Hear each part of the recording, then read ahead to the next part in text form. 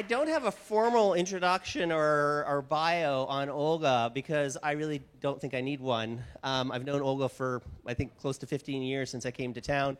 Olga was on our board of directors for 6 years, has always been such such the right model of CEO that we'd like to see in this community, because not only is she committed to building a great company, she's also committed to building a great community. Always first to be giving back, to be there when we needed her, always giving back to the next generation of companies coming up behind her.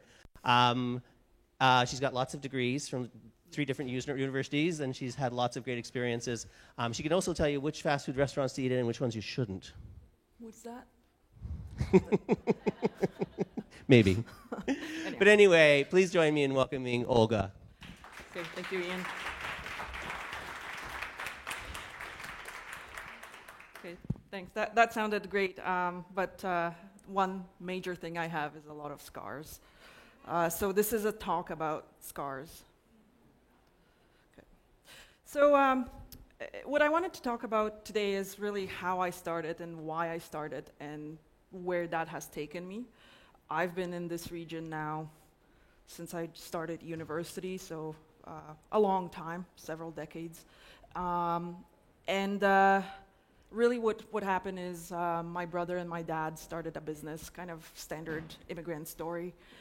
And then the silliest decision of my life was saying, hey, older brother, you're 6 years older than I am. That's unfair. I want to be in the family business as well. I want to work with dad. So when I started, it was all about, you kind of have this dream, starry-eyed kid graduating from school. Hey, I'll do something fun. It will be exciting.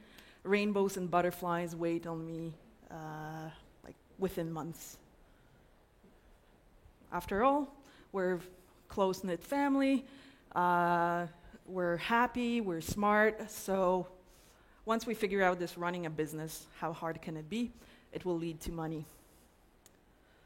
And then myself, well, I'm smart. I just graduated from Waterloo. I have a master's degree. How hard can this be? Google has done it back then when I was going. GE was actually a company that was something to look up to. So Google has done it. We had great technology. As a family, we were a great team. So, everybody knew somebody who did something good in business. So third cousin of Joe was an excellent businessman as well. How hard can this be? Well, there it is, right? Just go. What I learned was very quickly the straight path became not so straight. I needed a helmet, and I was continuously running into brick walls.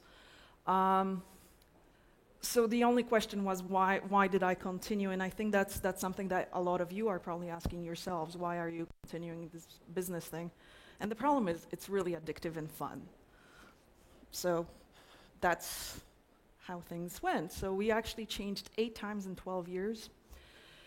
And how we started was technology. So we had this really, really good idea about doing optical spectroscopy. So ability to look at chemistry of things using this really cool, novel technology that my father developed and then my brother and I helped to develop. So first we were a consulting company trying to kind of convince people to take our product on. And our first sale was to Ontario Cancer Institute, looking at women's breasts and predicting the risk of breast cancer. So imagine you're looking at chemistry, fingerprint of a breast, and you're correlating this with likelihood of somebody to get breast cancer. That was better correlation than a lot of other risk factors, and was completely safe. Didn't use X-rays. Didn't even require a pinprick on your finger. So that was amazing. Just sit back and think about where that can take you, right? You can predict pretty much anything based on chemical composition of tissue. But this was our first sale, but we also were doing fiber optics. You have to take light from somewhere to take it to a spectrometer, so we did fiber optics. We were doing optical elements. It was very difficult to make cheap lens in North America, so we were selling those. And then we kind of went, okay, well, we make this good spectrometer. We have to buy the components from somewhere else, so can we build our own components internally here in Waterloo? And then we started selling spectroscopy. And first it was fun. It was like, we have a spectrometer on the space station, we have spectrometers in military applications, but what happened was that typical technology, looking for a problem to solve, and none of these cool projects turn into true multiple sales. And we sprinkled everywhere.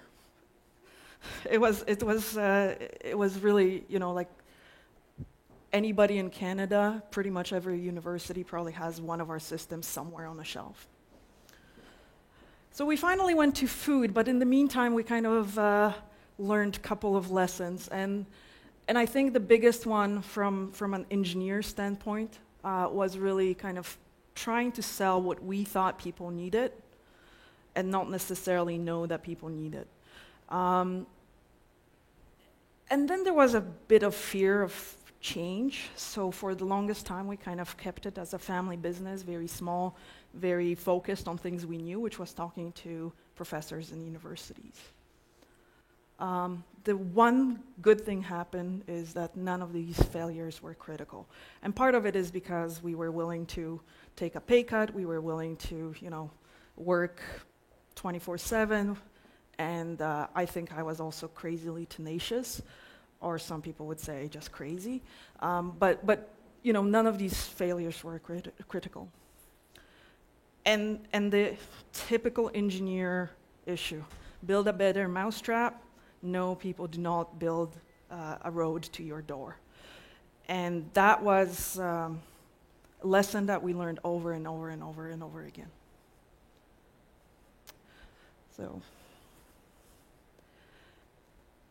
But what really was exciting was still the technology, and that's where I have still problems. I read a lot of books, I talk with a lot of people, and the problem is, as a person that knows their technology very well, it was extremely difficult to walk away from it, because we knew we had something magical. We didn't know how to fit it in the business world. So how do you take something that is absolutely world differentiator, really makes our spectrometers better? How do you take that, we can measure things that nobody has ever measured before, into how do I translate this into something that actually is needed? And the problem is, you think, okay, well, medicine obviously needs that. It needs things that can measure things that haven't been measured before. The problem is there are, incumbent technologies. So if you look at what we could do is essentially do a pinprick of blood and measure a lot of blood tests just from a tiny, tiny amount of blood. And the problem is you start pitching that, and people see, well, you have this big brick of a spectrometer, and I want this small, tiny handheld thing, and most of my profits come from reagents. So essentially, I always compare this when you're measuring blood. You know how you have to fill these huge test tubes? Typically, there is something that sticks to small molecule in your blood in that test tube. So it's like finding a flea by attaching a dog to it. So that's pretty much what reagents do. And the stream of revenue for all these blood companies is the reagent and the service fee, and not really the instrument to measure the blood. So that was really one of my first kind of major running into a wall with a helmet on and just getting no, no, no, no. And then even if you did get a little bit of funding to prove this out, it still would take decades to go through FDA approvals, and then you have other competing technologies. And our problem actually was we had a really spectacular technology, but there were a lot of people kind of doing the run-of-the-mill spectroscopy as well. And then these guys would actually destroy reputation of the entire science. So you had, well, I have a crappy little spectrometer and can measure two things, therefore I can now measure everything in the world. That's what people would say. And of course, that was not possible. So it was how do investors and people you pitch to actually how can they recognize that what you're saying and what this guy is saying are not the same things? And that was actually quite difficult. So, we've had this really grading and all of that stuff. But what I learned is everything takes time and money and effort. And now we're starting to see the more important thing, team.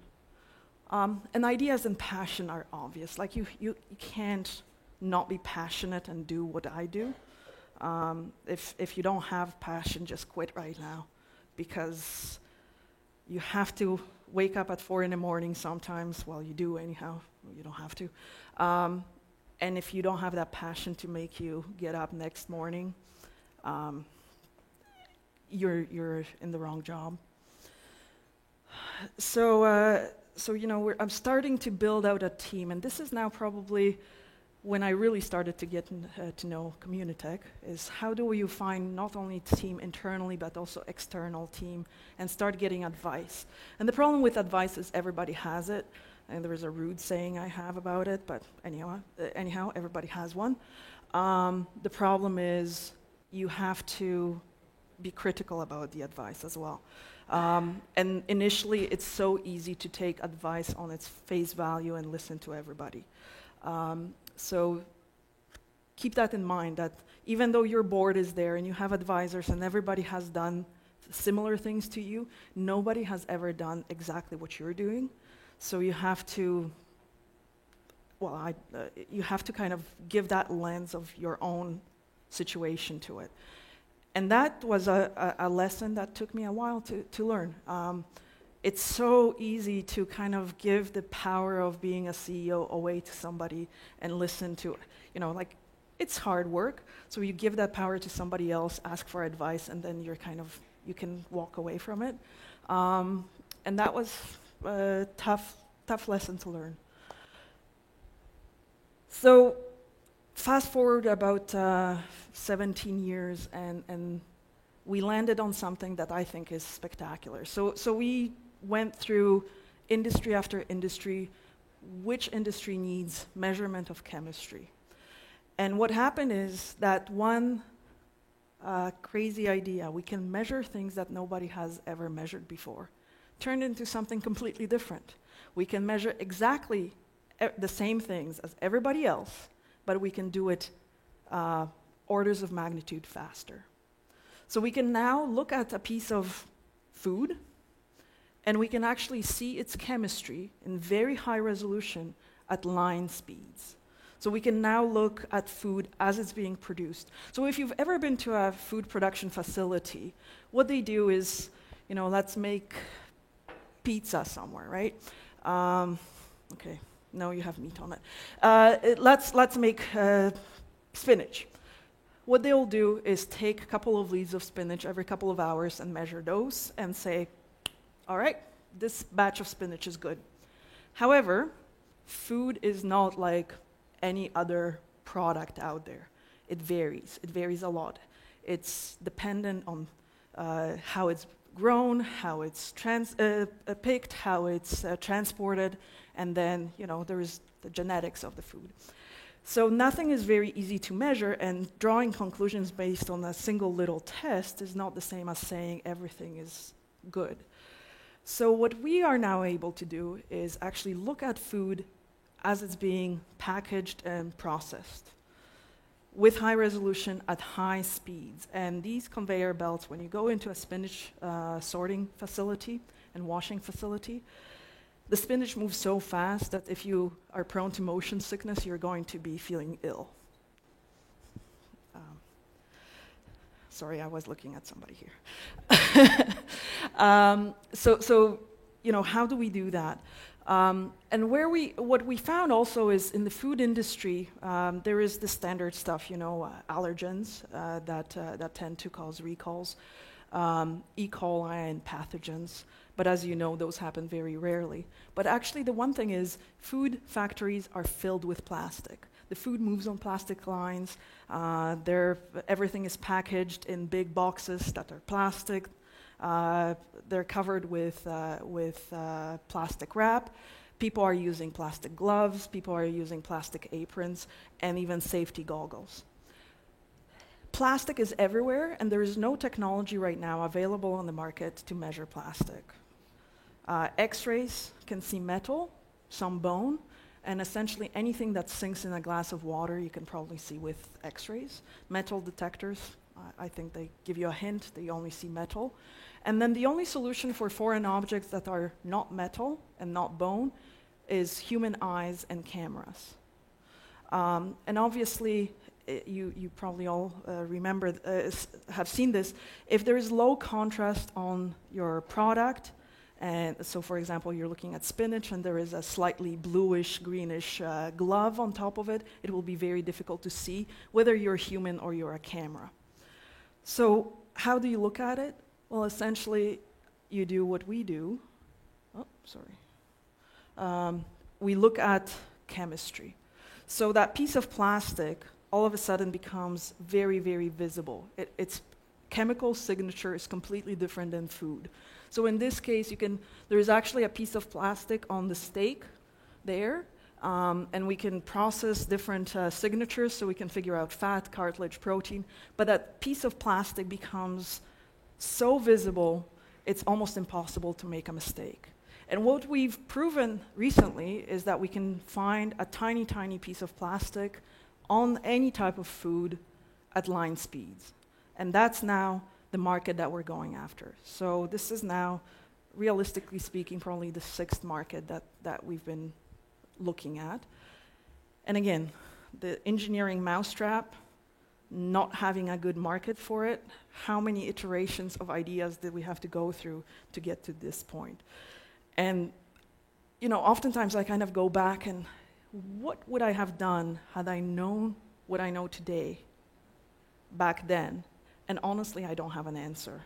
I probably would have talked to more people and tried to test my ideas faster, but sometimes it's, like when you're working on a physical capital expenditure machine, it's not that easy to iterate fast. Software has some advantages on that. So how do you kind of fail fast when you're doing something big? And I don't have an answer for that. I think it's talk and talk and talk and talk to as many people as possible and see what happens. So that's the story of how we got to where we are. But the one biggest lesson I think I've learned over time is that the team is super important. And I derailed the company almost completely by not following my own advice and by not paying attention to the team. And the team is not just people you work with. And you're also looking at the type of team that you're looking at. So anybody who blends in should be out within seconds.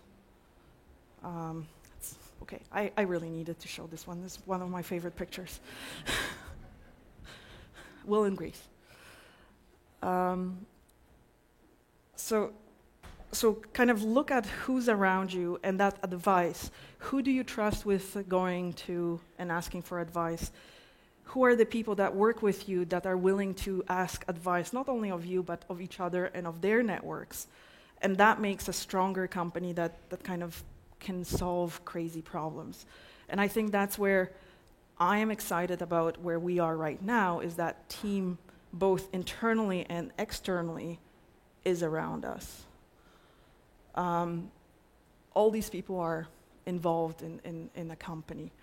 And I have my P&Ps sitting in front of me, and all of them, we try to kind of work together and take our own aim at these other teams as well, and try to understand how we can make the company better. So So what I see is, in making business decisions and making team decisions and changing all the directions that we've changed, change is good. You can't please everyone, but do eliminate the bad apples, and sometimes you are the bad apple, so go and talk to yourself a little bit more. And at the end of the day, when you do wake up at 2 a.m. with possible tough questions, you have to be happy with the decision you made. And that's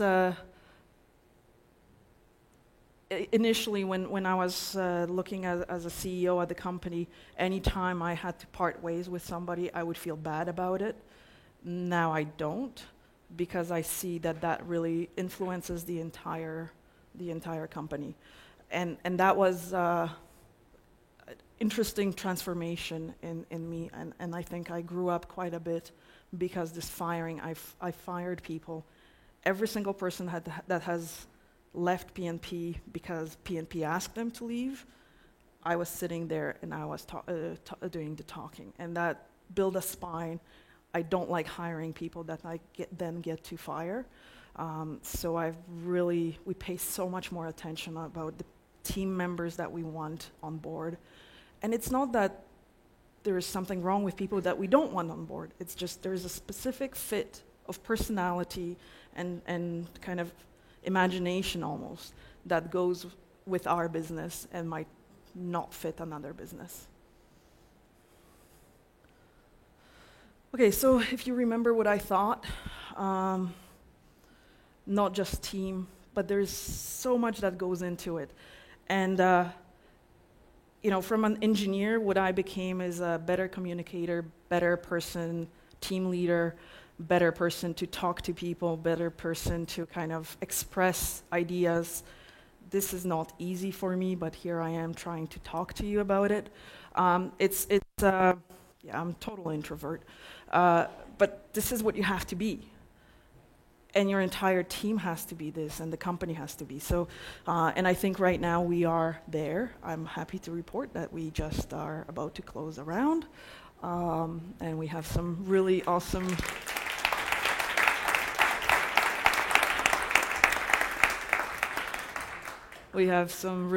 people with us. And what I'm proud of, the market that we're in, we can change the world, we can make food safer, we can eliminate waste. But we also have a dog in the office once in a while. And we have an awesome team.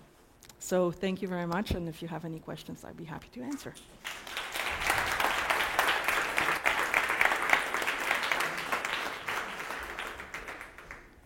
That's Miso the puppy.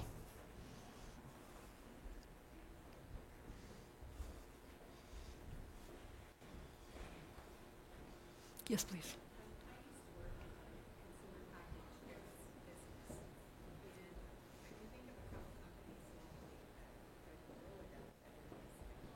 One being Pillars and one being Conestoga Meat Packers. Have you approached them at all with this type of technology? Because certainly the sooner you can catch problems with your product, the better it is, because recalls bury you. Yeah, recalls are very expensive, and yes, we are talking to some of these guys. Having an early adopter that's local and where our engineers can be there all the time is fantastic. Where would you recommend people don't eat? I'm sorry? Where would you recommend people don't eat? I must say I stay away from hot dogs, and it's not because of what you think. But hot dogs are emulsified, so let's say if they have plastic in hot dogs, by the time it's cooked and emulsified, it kind of disappears, so nobody worries about it. I stay away from hot dogs, but I still eat bacon. I still eat sausages. I pretty much eat everything. The food plants in Canada, in mostly Ontario and Manitoba that I've seen, are spectacular. Like, they are so clean and so safe, and so many people are paying so much attention to make your food safe and healthy that it's actually surprising. Couple of things, you know, like McDonald's. Is this anyhow? Like if you look at a burger in a McDonald's plant, it actually is only beef, nothing else goes into it. You know, like people tell the stories about pink goo and whatnot. That is absolutely not true. So I've seen this stuff being made, and every single person that you talk, it's like all of us, right? Like they're passionate about their jobs as well. So nobody wants to feed you pink slime. They feed you the ingredients that they're supposed to be feeding you.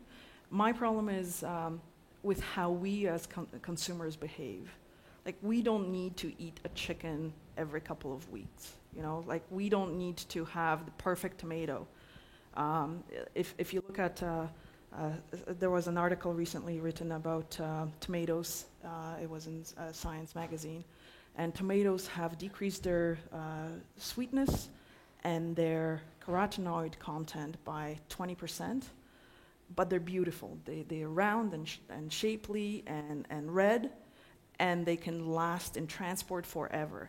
Now, they are also pink and taste like crap, but you know, we as consumers want those pretty tomatoes, and we don't buy the uglier, more perishable foods.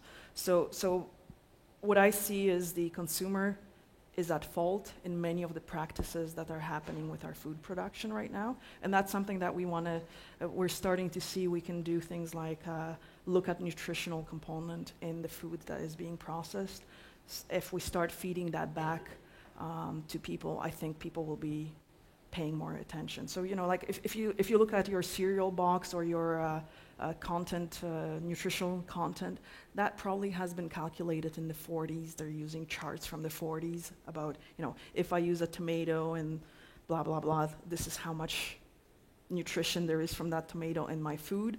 And that's before it's cooked, before it's frozen, before it gets to your plate. So all those things actually detract from the nutritional content. And nobody really talks about it. So what are we eating today when it was picked a year and a half ago, and it's sweet and like an apple, it's sweet and crispy and wonderful? Its vitamin C, for example, is gone within 3 weeks from picking. You know, so like pay attention to what you eat, and don't blame the food processors. Blame yourself and your neighbors if you don't like it. Okay, you had mentioned that initially you were pushing your product, you thought you knew what the consumer wanted, and you kept, you know, running into roadblocks. So did you determine or figured out internally or externally of what your consumers ultimately wanted? It was a bit of both. We had some really, really good traction in the oil and gas industry about 3.5 years ago. And all of a sudden, within 3 weeks, the oil industry tanked. And we had contracts. People were super excited about us being able to tell how much bitumen there is in oil sands. It was fantastic.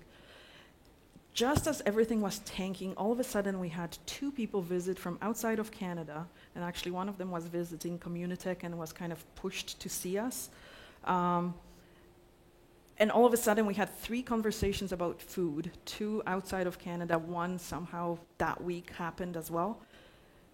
And from oil and gas, within 4 weeks, we were in the food industry, all of a sudden having a lot of discussions. But by then we have proven things like we could look at a core sample from the oil sands and actually map out the percentage of bitumen in that sand.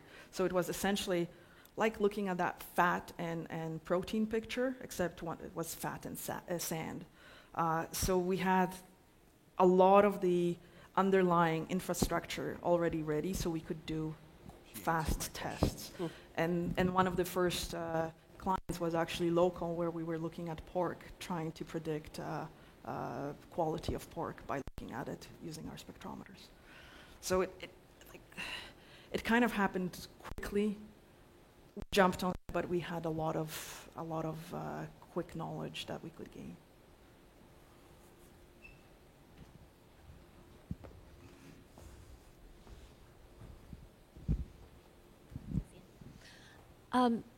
So it sounds like you've changed your focus a lot of different times. You mentioned that it's about 8 different fields that you've been in, but the work that you've done in each one sounds amazing. And I'm really sad to know that you're no longer like doing those. So do you still have research departments in these different areas, or have you you're solely focused on food now? And probably one of the biggest mistakes was that we used to dabble in everything. So now we're 100% focused on food. 90% of that is the meat industry. If I was a professor, we do several PhDs every couple of months. Like when you look at the research that we're doing for the food industry, it's incredible.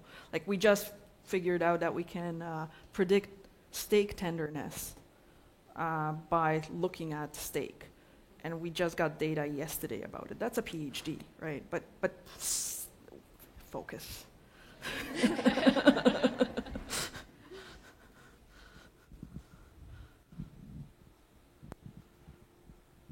Any other questions? Any other slides? There we go. Oh no, anyhow, we are looking for people. We do a lot of data processing. I know you guys are working places, but if you know somebody who's looking for an interesting job, make the world a better place and food yummier.